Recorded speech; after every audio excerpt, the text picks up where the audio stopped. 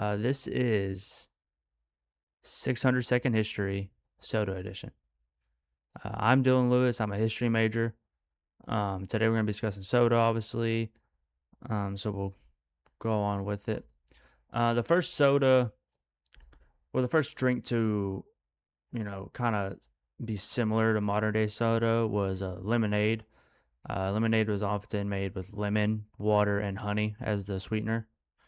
Sometimes they would use pure cane sugar, blah blah blah. But people really like this drink, and some people are thinking, what if we could capture the carbonation that's in beer or the bubbles that is in natural like mineral spring water.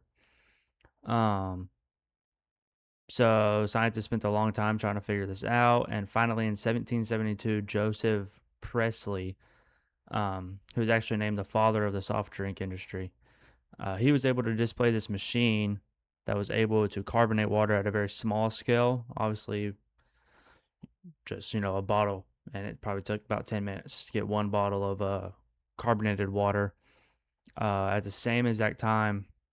And this guy was American, Joseph was. At the same time, though, there's a guy in London who was doing the same thing, Thomas Henry, but he was able to do it at a much bigger scale. um Not much bigger, but he was able to do a 12-gallon jug of water. um so these guys were doing this, and their success was very well spread, and everyone knew about it. And this guy, he was a Swiss jeweler named Jacob Schwepp, saw the success and decided to make his own machine. And by 1794, he was selling his carbonated mineral water to friends and family before he moved to London and opened up his first soda shop. Uh, and that would be the first soda ever. Schweppes is the first soda brand in the world. Um, they started off with carbonated mineral water, just carbonated water, spring water, didn't matter. It wouldn't be until about the 1830s that they started adding flavors like lemon, honey, fruit type flavors. Um, and that spread across all the world, even in America. The first soda company made in America was Venor's Ginger Ale. Uh, it wasn't that big of a soda company, but it is the first to be opened in America. The biggest one, the first one that is one of the biggest, the main three that we'll be talking about for most of this video, was Dr. Pepper. Dr. Pepper was founded in 1885. Coke would follow in 1886, and Pepsi came along in 1893. These are the big three of the soda industry, and are obviously, the reason we have so much soda now today. Um, the first, we'll talk about, we had Dr. Pepper as the first one, so their first logo. It's Coke's first logo, and Pepsi Cola. We'll get more into Pepsi, why it says Brad's drink. That was actually the first name of Pepsi before it changed to Pepsi Cola. But now we're going to dive into the history of Dr. Pepper, really. Um, Dr. Pepper was created in Waco, Texas, by a pharmacist, which that'll be a common theme you see, that these drinks are made by pharmacists, Charles Alderton. It's technically not a cola. It doesn't have the ingredients to be a cola. It's known as a pepper soda, hence the name Dr. Pepper. A cola is a soda that is made from cola nut extract. It gives it that distinct flavor. Pepper sodas like Dr. Pepper and Mr. Pibb use 23 unique flavors to get their own distinct type of soda flavor. Dr. Pepper was first sold as medicine. It was a medicinal drink that was made purely for that, and it just eventually blew up to be what it is now. One of the biggest soda companies in the world, and especially in America. Next, we're talking about Coke. Coke was similar. It was used as medicine, as all sodas kind of were. But Coke actually wasn't made by a pharmacist. Coke was made by a businessman, um, Asa Candler. Sorry, the name was slipping. Asa Candler, who has greatly contributed to Coke being the number one selling soda in the world.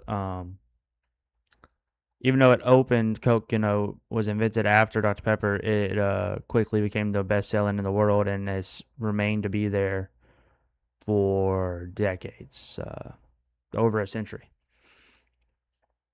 Coke is a cola, obviously, Coca-Cola. Um, it is made with cola nut extract that gives it that distinct flavor. Uh, Cola nut is actually spelled with a K though, not a C, as you see on the screen, which I thought was interesting. But they also were using coca leaves in the early production, which did contain traces of cocaine. So the natural caffeine from the coca or cola nut and from the cocaine, obviously. Um, Coke was huge among your blue collar workers. Especially back in these days, they didn't have labor laws, and you were working 16 hours in the coal mine. You're tired, so you grab a Coke, and for some reason you get so much energy. And now we know it's because they were just drinking liquid cocaine, pretty much. Um, Cocaine was legal when Coke was making it this way. It was legal. It was used in a lot of medicines. At the turn of the century, around 1910, 1905, 1910, they started being concerned with cocaine. It had been used now long enough that they could see the effects of it long term. Just not good stuff. So Coke slowly started weaning coca. They started weaning cocaine out of Coca-Cola, and by 1930 there was no more cocaine in cola. Pepsi Pepsi was also invented by a pharmacist. It was used as a medicine. It was invented by a pharmacist named Caleb Bradham, and was originally called Brad's Drink. That's the logo you saw. Here's a bigger image of it. Brad's Drink was the first logo of it, and it remained that for like 5 years, and then it became Pepsi Cola. It became Pepsi Cola because they were calling medicines at the time like cola, because cola was helping stomach relief. I guess the bubbles in it, the carbonation was helping with gas relief and stomach pain and all that. Before it became what it is now, which is just part of the reason there's an obesity pandemic.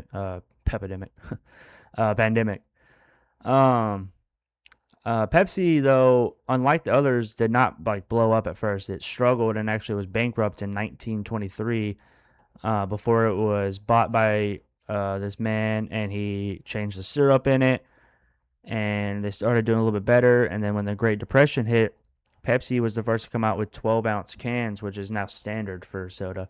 But at the time, they were coming in 16, 20 ounce or a liter or something like that. They came out with a 12-ounce can. Drinking a Dr. Pepper right now. This was more affordable for people during the Great Depression because obviously nobody had money. And this helped their business to stay, booming and to continue to grow, and so now be the second biggest soda in the world. There's other sodas. These are the main three. I'm not going to go too much in depth about the next two. We got root beer. Root beer was actually a thing since the 1930s, but it was uncarbonated and they drank it hot, like kind of like a tea as medicine. So I didn't really count it as a soda until Charlie Heyer was able to recreate the flavor using the roots of sassafras into a tea-like drink, like a cold tea. Bargs would actually just steal this recipe and begin selling root beer in 1998 and 1898, and it would blow up during the Prohibition period, like the Prohibition era, due to beer just being in the name. My root beer, they wanted beer, they thought it was beer, but regardless, it blew up because of this. And now there's many brands that sell root beer. There's A&W, which came out in 1999 or 1919. You have Mug. I'm sure there's other brands. But sassafras, so the oil that is from sassafras, I believe it's called sassafrol. It was banned in 1960 because it was causing liver damage and led to cancer. So now every root beer you drink isn't the original recipe. It's the artificial flavors to get that same root beer flavor. The next other kind of big sodas I wanted to talk about were 7-Up and Sprite. They're kind of in their own realm because they're lemon lime. sodas. But Sprite originally in 1955, when it was invented as a brand, was just like orange and strawberry flavor. There wasn't a lemon lime flavor. It was made actually in Houston, by one of the Coca-Cola distributors, and Coke saw it, liked it. Coca-Cola saw it, liked it, picked it up, and made it part of their brand. Uh, the actual flavor that everyone knows now, the lemon lime, was invented in West Germany in 1961, and that's when it hit markets in America as a lemon lime soda and blew up from there. It was originally made to kind of be a competitor to 7 Up. As you can see, 7 Up was made way before Sprite, and they were a lemon lime soda. And nobody had done that up until Sprite came in and did the same thing, and now they're always competing, but Sprite's clearly, winning that one. So when you look at it, these are the big ones. Keurig makes Dr. Pepper and 7 Up. I forgot to mention that. Dr. Pepper itself isn't its own brand. It's owned by Keurig. Keurig makes 7 Up. I think they make Mug Root Beer. They make Dr. Pepper. Which brings me to the next part, to the big three of the soda industry, which is obviously Coca-Cola, PepsiCo, and Keurig. Keurig's mainly Dr. Pepper is obviously their biggest one, but they're all pretty big. In the whole world, Coke is number 1 and Pepsi's number 2. Fanta is number 3 in the world, which is owned by Coca-Cola, so I didn't really kind of mention them. In America, it is Coke number 1, Dr. Pepper number 2, Pepsi number 3. So it kind of switches there. But those are the big three. They've been the big three for a very long time. These distributors, they own the market. It is a monopoly.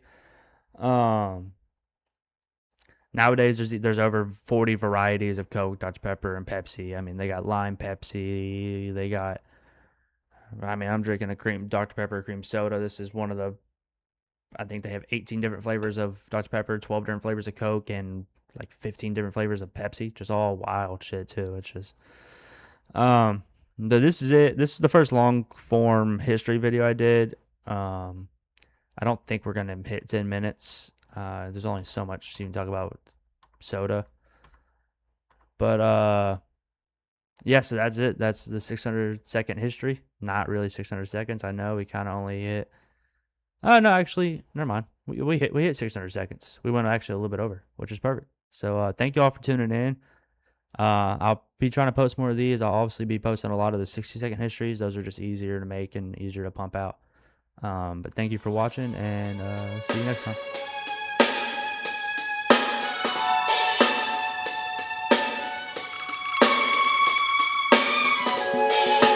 I have to shit, so just keep it a bug with you.